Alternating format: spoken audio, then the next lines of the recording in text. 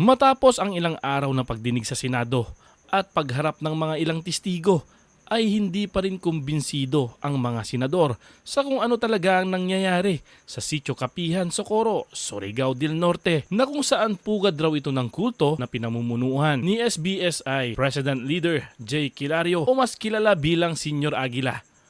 Sa isang interview, sinabi ni Senator Bato de la Rosa na pupuntahan na lamang nila ang area para makausap mismo at malaman ang totoong kalagayan ng mga tao sa Sitio Kapihan. Dagdag pa ng senador, naniniwala ito na maaaring naitago na ang mga di umano'y armas kung totoo man na may sariling kasundaluhan itong si Senior Aguila. Ipagpapatuloy raw ang hearing kung matapos ang aktwal na imbestigasyon ng Senado dito sa sinasabing kulto.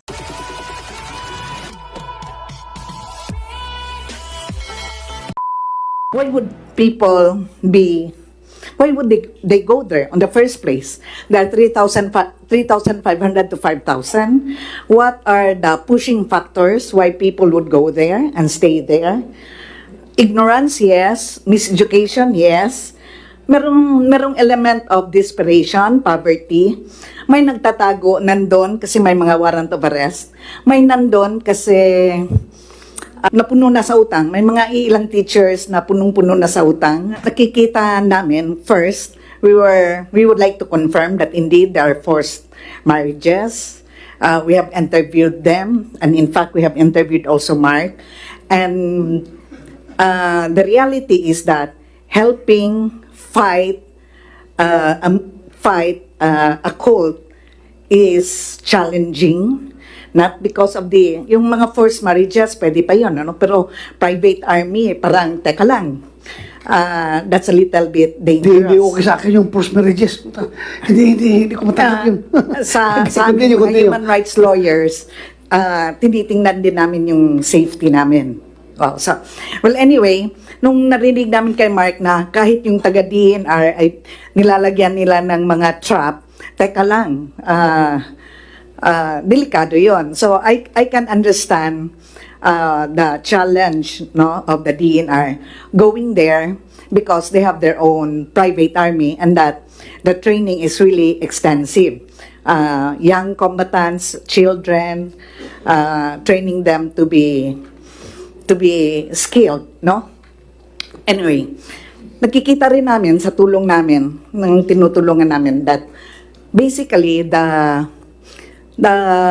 local government of Socorro, they have the right heart, but unfortunately may lack the skills on how to handle it. And one of that is in their sincere effort to protect the residents, gumawa nga sila ng ordinance, which later on was declared void. May mga kakulangan, the documentation, that sort. At saka nung nagpunta kami sa kanila, palagi silang talo sa case. Yon, lumalapit sila sa amin, "Attorney, talo na naman kami sa writ of habeas corpus." So the first child, yon, talagang malaking blow sa kanila, di ba? Because they were trying to protect that child, and then later on, the court gave that child back to the parent because under the law, the primary custody should be with the child. Pero kung titingnan namin, a petition for involuntary commitment was filed earlier, but it was not ruled upon. So, sa tingin ko, may kakulangan siguro sa batas. You cannot answer a cult movement with hodgepodge laws, no? So, ngayon, going back, ang mga issues na kikita namin, why would they go there on the first place? There are 3,500 to 5,000. What are the pushing factors why people would go there and stay there? Ignorance, yes. Miseducation, yes. Merong element of desperation, poverty. May nagtatago nandun kasi may mga warrant of arrest. May nandun kasi Attorney, napuno sa utang. Attorney, mga teachers yung iba, mga kuan yun, That's mga, why. That's why, license, kuan yun, Yes. licensed teachers, At ito, mga police ito, na puro ito mga NAPOLCOM at civil service eligibles. So, yun lang, nagbatin lang ako. Please continue. Totoo yun. At saka tinatanong yun sa media sa amin, what pushes them? Bakit nandun sila? At saka bakit nananatili silang nandun? So, nung tinignan namin, anecdotal, kasi hindi naman thorough yung statistics namin, may mga iba talaga doon na walang mapuntahan, no? Napuno na sa utang. May mga ilang teachers na punong-puno na sa utang. And then, based yung culture nila of strong helping each other, yung bayanihan. Kung nandun ka, anyway, each member is helping another member. Pero why they would stay there, even though with this reality, ang isang factor doon is, wala na silang babalikan kasi binenta na nila. Second, paninindigan na lang nila. Kasi nandito na kami eh. We will stand by it. So that's why we recommended reintegration, rehabilitation, alternative livelihood, so that these people could be reintegrated back to the community. Pero, ang sa amin talaga na nakita namin na maganda, because palaging talo sa case eh. May vowsy kami, talo. May adultery, talo. Ganyan. So, I think the Senate, legislators, would have to craft a law or a policy that would answer cult, because this is rampant in Mindanao and other parts of the country. Kasi kung titingnan mo, hodgepodge lang yung batas natin eh. So, one act may not be connected. Sa simulang-simula, nung nag-opening remarks si Senator, sabi mo, it's well-defined, it falls under a cult. And yet, yun yung common term for cult. But it has never been defined under Philippine laws kung ano yung cult natin. And wala pa, kasi wala nga tayong batas noon. So, difficult to define. Common knowledge lang natin na yun yung definition sa cult. Now, the Cebu for Human Rights, we will be submitting a position paper, but our recommendation is really to come up with a more comprehensive law on this matter to answer, kasi hindi kaya. At saka nakikita namin, this Senate investigation really put into light the problem. Kasi nung nandun sa Socorro, yun, tinutulungan ng NBI, correct, talagang tinutulungan. Yung CHR doon, yung region nyo, yun, meron. Ito, meron, pero hindi buo. At saka yung sa DepEd, yun tumutulong. But with this platform and with this venue, you're really able to bring the problem about cult and cultism all over the Philippines.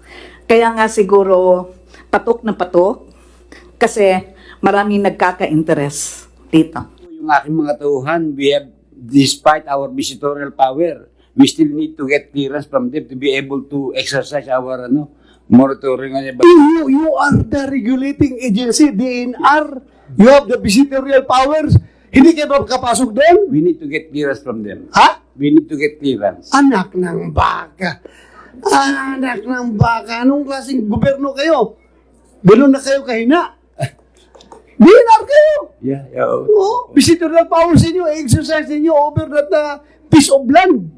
Dahil kayong DNR. Tapos hindi kayo basta-basta kapasok doon? Based on my paso, ganun po sa experience namin. We have to inform them in advance na pupunta ko that day. Jerence Kilario, bakit yung binabawalan ng DNR na mag-perform na kanilang mandato doon, na mag-visitorial powers sa inyo? Ikaw mo, Presidente, you answer. Hindi po naman binawalan yung DNR. Kung pwede sila pumasok, pwede naman. May mga DNR nga pumapasok. DNR na kayo nagsasabi ngayon, no? Ikaw, puro ka lang nga. DNR na nagsabi na hindi sila makapasok. Yung makasagot lang po yan ay si Board Mamerto Galanida. Sige, go ahead, Mr. Galanida. DNR. Magandang hapon po. Kindly inform this committee. Paano nangyari yan, yung pagkukontrol nila sa lugar na yan? Yung historical background up to the present. Well, actually, sir, Yes. based on records, itong Socorro Bayan Services Incorporated is one of the 12 PAC-BARMA that we have issued so far in the island of What's Siargao. PAC-BARMA? Protected Area Community-Based Resources Dandan. Protected area, Protected Area Community-Based Resource Management. community-based Resource Management Agreement. resource management agreement Yes, sir. between a cooperative This or is, a people's organization Yes, sir. and DNR. Yes, sir. So, Ito merong- ay, isang agreement entered into between the department, DNR, and the People's Organization for them to occupy, cultivate, and benefit from the fruits of their labor in a protected area. Kagaya po nitong sa subject area For how many years? for 25 years, renewable for another 25 years. So, maximum of 50 lang. Maximum of 50, sir. In this case, si kanila, nakarenew na sila. Nakaka-labing na taon na. Ano? Ka-25 taon ay sa PETSA 2029 pa po. Mag-25 years pa ngayong 2029 po. 2029. Yes, sir. So, after that, renewable pa. Pwede po nilang Another i-renew. 25 years. But after our evaluation that they have not violated any of the terms and conditions ng ating agreement. Subject to evaluation. Yeah. Yung kanilang renewal. Yes, sir. At kahit po sa ngayon, So, kasama ba doon sa kanilang mandato sa agreement that was executed between DNR and the People's Organization called CBSI? SBSI. Socorro Socorro Bayani. Bayanihan Services Incorporated. Opo. Kasama ba doon yung bawal mapasukan ng ibang tao na hindi membro yung area? tama Exclusive. Yung exclusivity. Yes, sir. Yeah. Po yun. You can explain about exclusivity. Exclusivity as against any third party. Ano? As against any third party to occupy and develop any area within the stewarded lands. So, bawal. Bawal po talaga. Bawal po bawal in the sense na hindi po pwedeng dumaan because that happens in other areas na pwedeng... Sandali, klaruhin natin. Oho. Non-member ng Socorro pupunta doon para cultivate ng land, bawal. Dahil may agreement na kayo between you and them. Kung dadaan lang po doon, pwede po yun.